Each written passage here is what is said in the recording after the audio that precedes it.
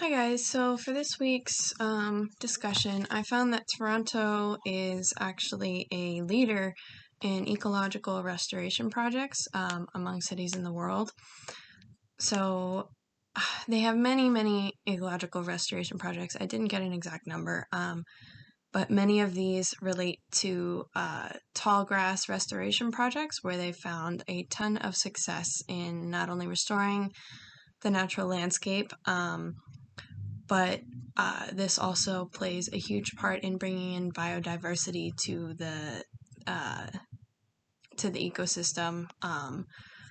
Because when some of these areas were damaged, where they're restoring, those tall grasses that naturally grow in the areas are great for small rodents and other like small animals.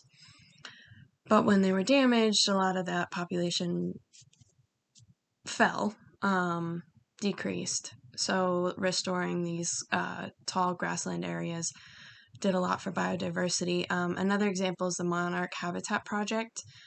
And so this is both a restoration project as well as like a management project. So part of it was restoring the habitat of the monarch butterflies, as well as managing the habitat and limiting the amount of the milkweed plant that they grow on to make sure it's not too out of control. A third example of restoration projects is their waterfront ecosystem project. So the waterfront ecosystem on Lake Ontario was damaged by industry, port expansion, etc.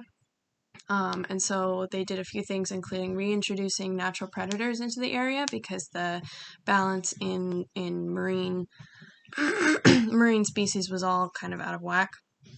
So they reintroduced natural predators to the area.